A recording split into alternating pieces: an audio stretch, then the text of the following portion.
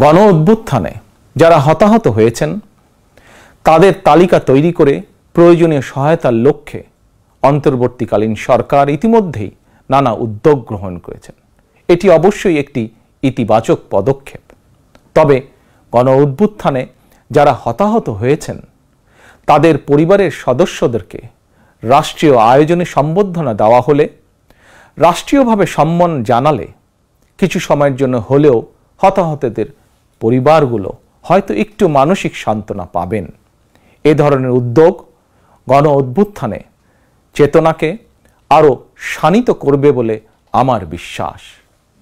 একই সঙ্গে প্রতি বছর 5ই আগস্টকে রাষ্ট্রীয় উদ্যোগে জাতীয় জীবনে একটি বিশেষ দিবস হিসাবে পালন করার বিষয়টিও বিবেচনা করা দরকার বলে সমাজের বিভিন্ন শ্রেণী পেশার মানুষ বিশ্বাস করেন।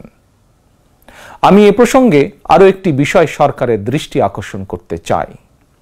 2018 সালেও সারা দেশে কোটা সংস্কার আন্দোলন হয়েছিল। সেই সময়েও আন্দোলনকারীরা রাষ্ট্রীয় প্রতারণার শিকার হয়েছিলেন।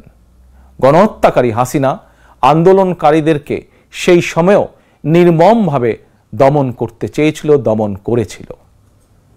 এমনকি খুনি হাসিনা সেই সময়ে আহতদেরকে চিকিৎসার সুযোগ পর্যন্ত দেয়নি। সুতরাং দেরিতে হলেও 2018 সালের হতাহত কোটা সংস্কার আন্দোলনকারীদের বর্তমানে রাষ্ট্র কিভাবে সহায়তা করতে পারে সেটিও বিবেচনায় নেওয়া দরকার বলে আমি মনে করি। আমি বিশ্বাস করি তারুণ্যের শক্তি, তারুণ্যের আকাঙ্ক্ষাকে উপেক্ষা করে কখনোই একটি রাষ্ট্র ও সরকার অভীষ্ট লক্ষ্যে পৌঁছতে পারে না। প্রিয় দেশবাসী, এবার আমি বিশেষ করে প্রিন্ট এবং ইলেকট্রনিক মিডিয়ার সংশ্লিষ্টদের দৃষ্টি আকর্ষণ করে দুটি কথা বলতে চাই। গণহত্যাকারী হাসিনা সারা দেশের সংবাদপত্রের স্বাধীনতা কেড়ে নিয়েছিল। সংবাদপত্রের স্বাধীনতা হরণকারী হাসিনা পালিয়েছে জনগণের অভ্যুত্থানে। জনগণের প্রত্যাশা, আপনারা আপনাদের যার যার সংবাদপত্রে নির্ভয়ে এই শব্দটি লিখবেন, হাসিনা পালিয়েছে। হাসিনা পালিয়েছে শব্দটির পরিবর্তে কোনো গণমাধ্যম যদি ভিন্ন শব্দ প্রয়োগের অপকৌশল নেন, সেটি জনগণের কাছে আপনাদের বিবেকের স্বাধীনতাকেই প্রশ্নবিদ্ধ করবে। আপনাদের প্রতি আমার বিনীত আহ্বান, গত 15 বছরে যেই সকল পরিবারের মানুষগুলো গুম, খুন, অপহরণের শিকার হয়েছেন, ছাত্র জনতার বিপ্লবে হাজারো মানুষ যারা শহীদ হয়েছেন, আহত হয়েছেন, তাদের এবং তাদের পরিবারের দুঃখ দুর্দশার কথাগুলো আপনারা আপনাদের সংবাদ মাধ্যমে তুলে ধরবেন। সাগররুনি হত্যা মামলার তদন্ত এক যুগেও কেন শেষ হলো না, সেই প্রশ্ন আপনারা আপনাদের মাধ্যমে তুলে ধরবেন। জনগণ আপনাদের কাছ থেকে আয়নাঘর নিয়ে অনুসন্ধানী রিপোর্ট দেখতে চায়।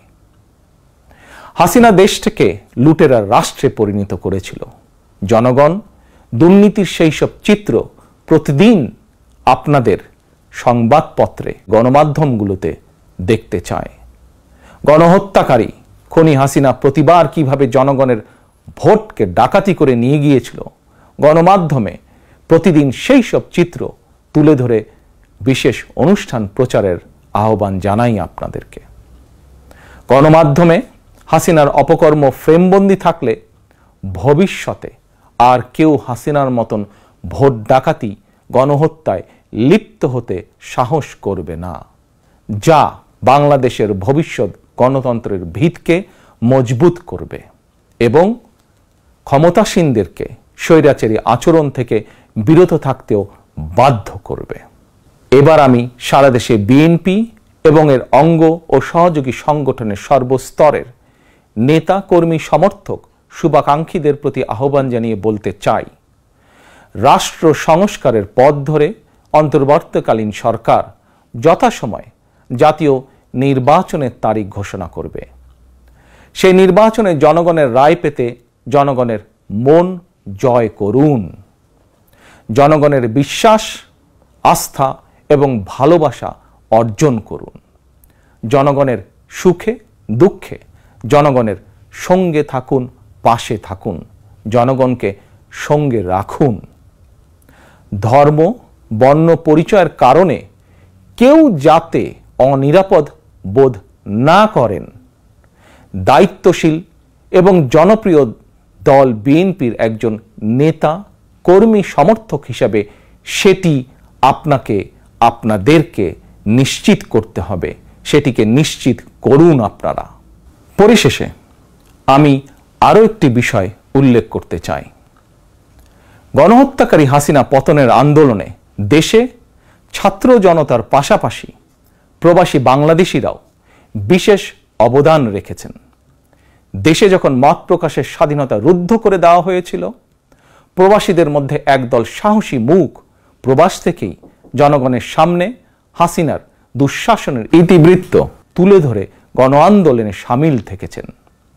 প্রবাসে থেকেই হাসিনা পতনের আন্দোলনের সঙ্গে একত্রতা প্রকাশ করতে গিয়ে কোনো প্রবাসী বাংলাদেশিকে প্রবাসে জেল জুলুম সইতে হয়েছে বা এখনো হচ্ছে। প্রবাসীদের অবদানকে কৃতজ্ঞতার সঙ্গে স্মরণ করে আমার আহ্বান, ছাত্র জনতার কাঙ্ক্ষিত একটি বৈষম্যহীন গণতান্ত্রিক বাংলাদেশ নির্মাণে অতীতের মতন ভবিষ্যতেও সংশ্লিষ্ট দেশের আইন মেনে সাধ্য মতন আপনারা আপনাদের যার যার অবস্থান থেকে ভূমিকা অব্যাহত রাখবেন। দেশে প্রবাসে সকলকে ধন্যবাদ জানিয়ে আমার বক্তব্য শেষ করছি। আল্লাহ হাফেজ। বাংলাদেশ জিন্দাবাদ। বাংলাদেশ জাতীয়তাবাদী দল জিন্দাবাদ।